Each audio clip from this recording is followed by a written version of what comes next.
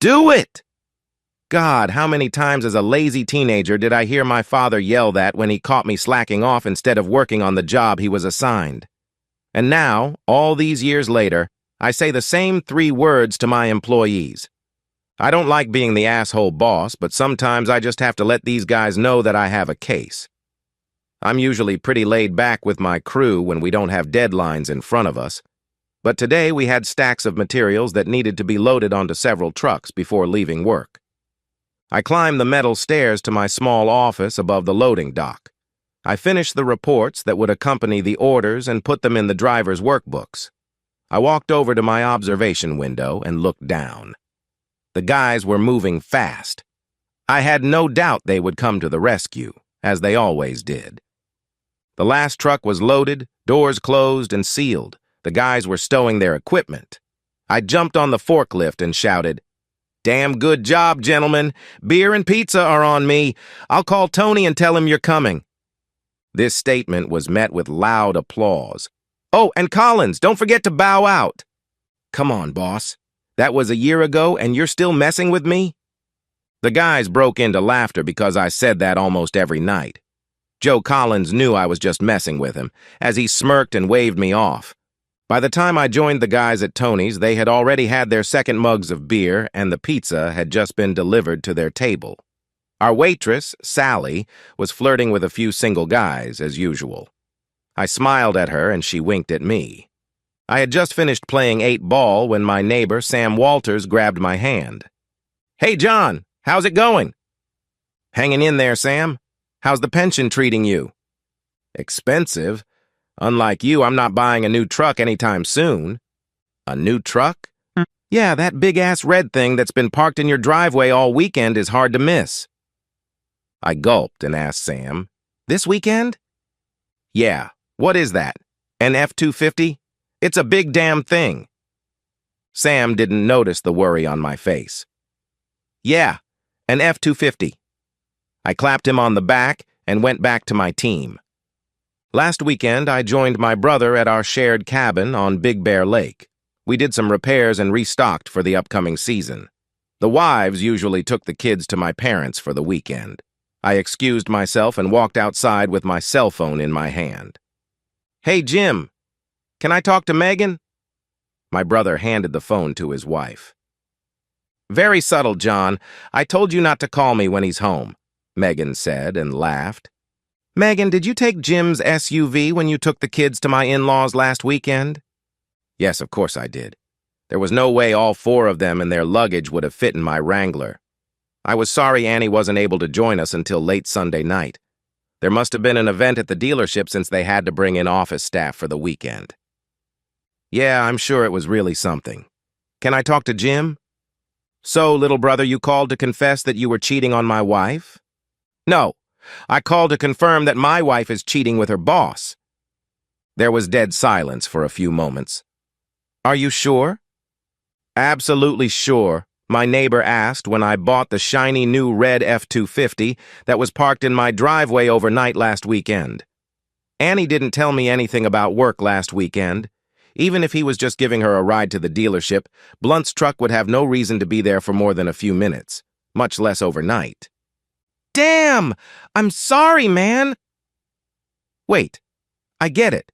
You called to see if Megan would fill in for her." "I'm sorry, but from the way she answered, Annie obviously lied to her. I should have known Megan would never do something like that. Then again, I never thought Annie would cheat on me." "Damn right, I'd kick her ass out if she pulled shit like that. What are you going to do about Annie?" "Well, you know me. I'm not going to rack my brain trying to find new evidence. I'm going to go home right now and tell her everything I know." "Stay calm. Don't do anything stupid." "Yeah, unless that asshole is there when I get there." I texted Annie and told her I was bringing home pizza, so she and the guys weren't surprised when I walked in with a box of pizza. "Yeah, Tony's!" shouted my youngest. The boys told us about what happened at school that day and how excited everyone was to start summer vacation. "We can't wait to go to the lake. It's so much fun. Dad, did you and Uncle Jim get everything ready for us? Did you buy a new motor for the boat?" Yes, we did everything while you two lazy bums were vacationing at Grandma's house with your cousins and Aunt Megan. Out of the corner of my eye, I noticed Annie craned her head at my comment, but said nothing. The boys finished their pizza and went to their rooms to do their homework. I grabbed a beer and went out on the back patio.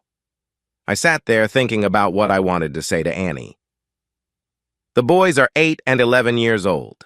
They would be heartbroken when their parents split up, but I didn't see any way to avoid it. Annie has been working at Donald Blunt's Ford dealership for 2 years now. He is a former athlete who blew out his knee in his first NFL season as an offensive lineman. His dealership was quite successful, and Annie loved working there. I had no idea how much she liked working there. I finished my beer and headed for the boys' rooms. After getting them settled, I told them I needed to talk to their mom about some adult things and asked them to stay in their rooms. I'm sure they both pulled out their iPads before I even closed their doors completely. Annie was sitting on the couch watching TV. I walked in, sat down, grabbed the remote, and turned off the TV. "How long have you been dating Blunt?" Annie didn't look up, and after a few seconds, tears streamed down her face. "In our house, Annie?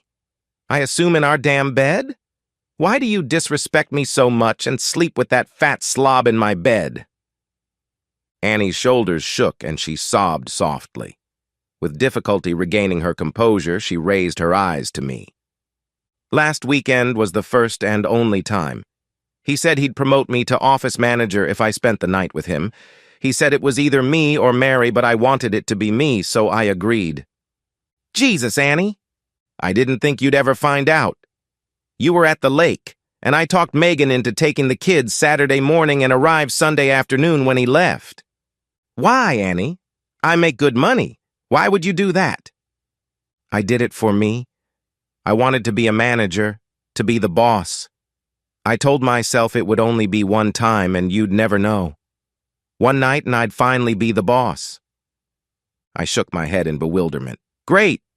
So when were you going to announce your big promotion?" "No. I quit my job today.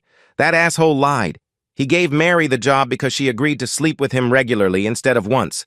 He said if I offered him the same deal, he'd prefer me. I told him to fuck off and quit." "So you ruined our marriage for nothing? I hope he was a good lover." "No, he was terrible, but at least he was quick, very quick both times. Please, baby, can you somehow pretend it didn't happen?" 13 years, Annie. You've known me for 13 years. Have I ever given you any reason to doubt how seriously I took our wedding vows?" Tears flooded her cheeks. She snorted a few times and finally sobbed. "No?" I sighed. "Annie, I will always love you, but I hate what you did to us. I don't want to be a part-time dad, but I can't be married to you after what you did. If it was a drunken mistake where you got carried away in the moment, that's one thing. But you planned the whole thing, you made the deal, you sold our marriage for the promise of a promotion at work. How can I trust that you won't do it again?" "Please, baby, please, you can't do that to the boys. What are you going to say when they beg you to stay? You're not cruel enough to tell them their mother was a stupid whore they'll never understand. No matter what you say, they'll blame you for leaving them. Please, John, I'm begging you, stay for the boys, not for me. Please, John, please." Her words crushed my heart. I knew she was right. The boys were too young to understand, and they would blame me, but in time they would understand why I did what I did. "I'll call a lawyer tomorrow. You should do the same. I hope we can remain civil and not cause the boys any unnecessary suffering.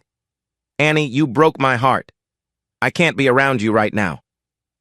She turned and ran off to our bedroom. I made sure the boys went to bed and then headed to the guest room.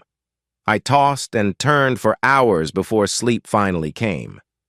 The next morning, I tried to act as normal as possible around the boys.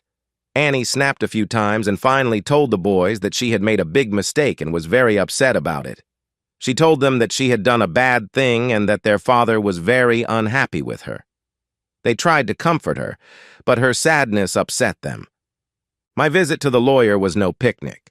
We live in a 50-50 state, so there wasn't much to negotiate about other than child custody. I told him I wanted primary custody, giving my wife free visitation and child support only until Annie found a new job. I wanted to stay in the house with the boys until they graduated from high school.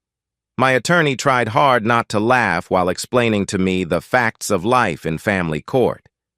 In the end, Annie agreed to split custody with her being primary. She and the boys will stay in the house until they graduate from high school, and then the house will be sold. I will pay standard alimony determined by a court-approved formula. Annie will receive alimony for 2 years unless she remarries. She has vacated her share of the lake house, and with my brother's consent, it has become my temporary residence. I have to commute to work, but it is comfortable and has plenty of room when the boys stay with me. About 18 months after the divorce, I stopped by the house to pick up the boys early Friday morning. It had been snowing all day, and there was at least 5 inches of snow on the ground. "John, I'm worried about how you're going to drive to the lake in this kind of snow." Anger flared up in me as I figured Annie was trying to keep me away from the boys, and then she added, "Why don't you stay here tonight and see how it looks in the morning?" "Here?" I turned and looked out the window. It was completely windless. "Are you sure you want me here? I don't want to interfere with your weekend plans." Annie laughed. "Plans? I don't have any plans. I never have any plans when the boys aren't home except for laundry and cleaning." She grinned. "Oh, I guess I thought you might have a date or something." She laughed again. No dates. "So are you going to stay over? I can make us some spaghetti, and I think I have that roux sauce you like." "Oh, are you sure?" "Sure, let's go tell the guys." The evening went well. It was nice to have dinner at my old house. Afterward, we played a couple board games, and then the boys went to their rooms. I helped Annie clean up the dishes and snack bowls that the boys had scattered. Afterward, she poured us each a glass of wine, and we sat down in the family room by the fireplace. I looked around the room. "You've changed almost nothing. Everything looks the same as it did before." I stared at the large family portrait above the mantelpiece. Annie followed my gaze.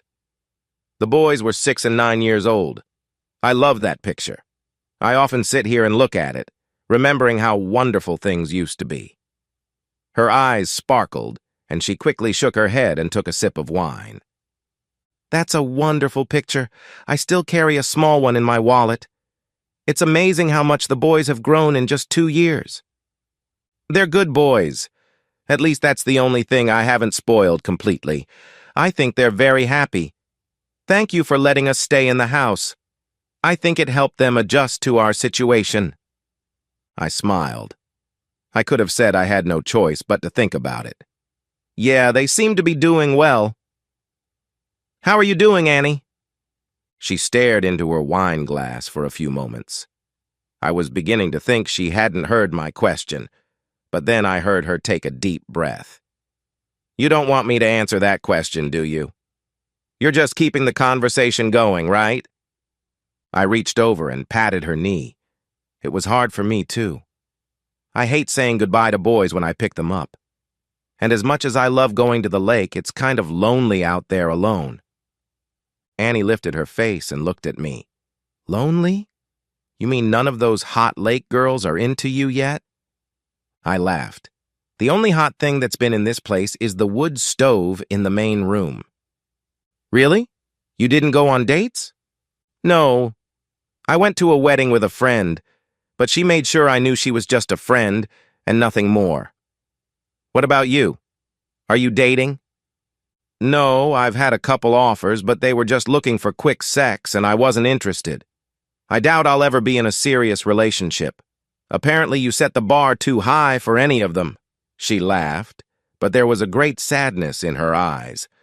We chatted about boys and what we wanted to do the next day, and then she stretched and said she was going to bed. As she stretched, my gaze stopped on her breasts.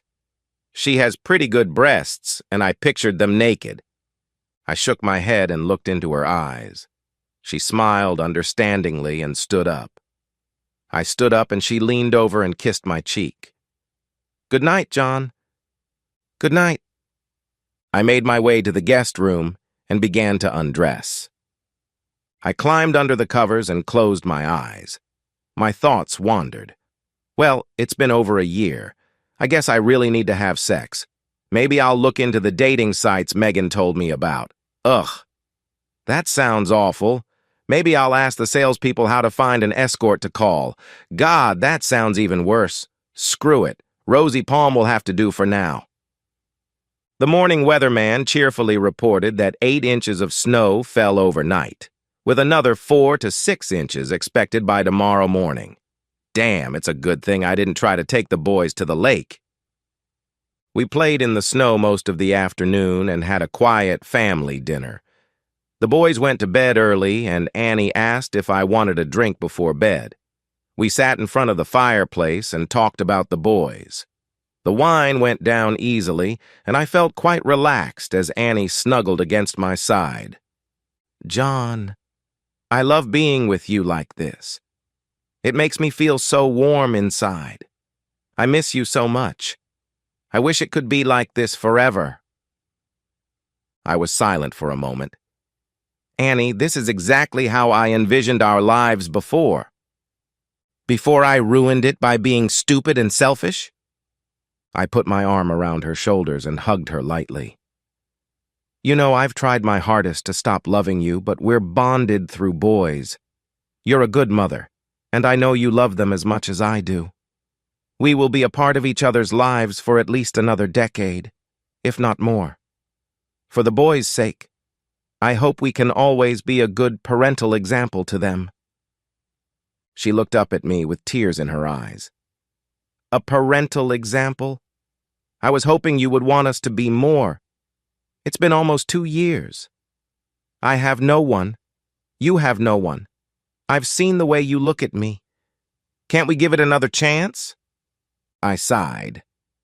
Annie, you're an attractive woman, and I'm horny as hell. Sex with you has always been great for me. So yes, I've had those thoughts about you. But what about after sex? What are you going to expect from me? I'm still hurting from what you did. It's hard for me to understand how you gave away what was so dear to me so easily. I believed our love was a sacred, unbreakable bond between us, and you destroyed it for a false promise of a promotion at work. She sobbed, tears streaming down her face. I know, baby, I know. I hate myself for hurting you so much. It was so selfish and disrespectful. I ache all over inside, and I feel so ashamed every time I think about what I did. If it hadn't been for the boys... Annie, don't say that. In time, we'll both be able to forget what happened. At least that's what my therapist tells me. I chuckled, trying to lighten the mood. Yeah, mine too, she said and sighed. It might be too soon to try to fix what I did, but if we both know and realize that, it might be safe to just try to fix our other common problem. You mean? She leaned over and kissed me hard. Please, John, I need you so much. No promises, no commitments. I just need to feel you inside me, please, baby. She kissed me again, and I started to get aroused. I stood up and lifted her off the couch and carried her to her room. Our clothes seemed to fly off of us as we greedily tore into each other, kissing madly. Please, baby. Please, I need you now. I finally collapsed on top of her, panting. She clung tightly to me, and we both gasped. I propped myself up on my elbows, and she kissed me hard. Thank you, sweetheart. Oh, God, how I needed that. Thank you for not turning me down. Please stay with me and let me cuddle with you for a while. I rolled over next to her and pulled her to me, trying to catch my breath. I hope I didn't hurt you. I kind of lost control of myself. She pressed herself against me. God, no. I was so horny, and you gave me exactly what I needed. You took me and I loved every moment of it.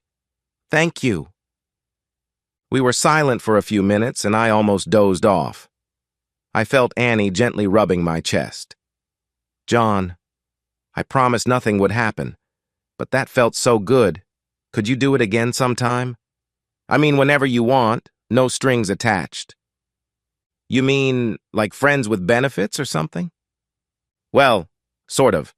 I guess what I mean is that I'm tired of being horny all the time, and I want you to be my buddy. I'd be happy to do the same for you until you stop wanting or needing me.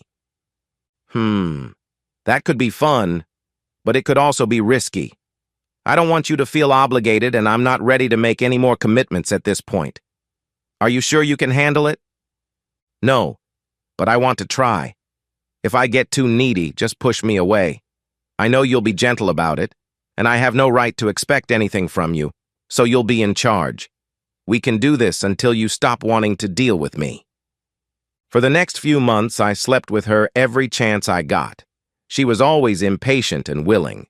Eventually, we slowed down and started doing it only once a week and then twice a month. I dated a few girls, and one of them turned FWB. I explained this situation to Annie. John, I don't want to be a nuisance, but I still want to see you if you want to. So even though I'm sleeping with my friend Leslie, you still want to be with me? She sighed. After all this, I know I have no rights over you. I like having sex with you, and I want as much as you'll give me. But I don't want to get you in trouble with Leslie.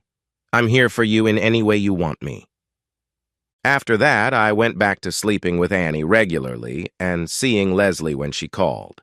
I was probably still punishing Annie for her betrayal.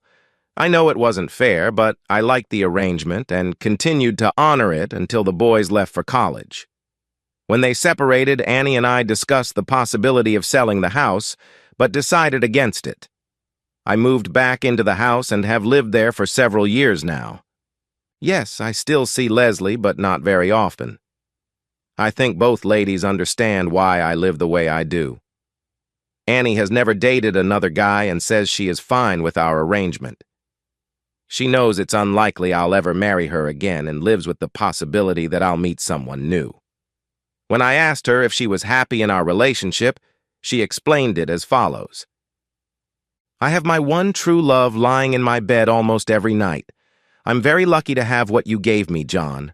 I screwed up once and drove you away, and I'm not going to do it again. I'll stay with you forever, if you'll let me.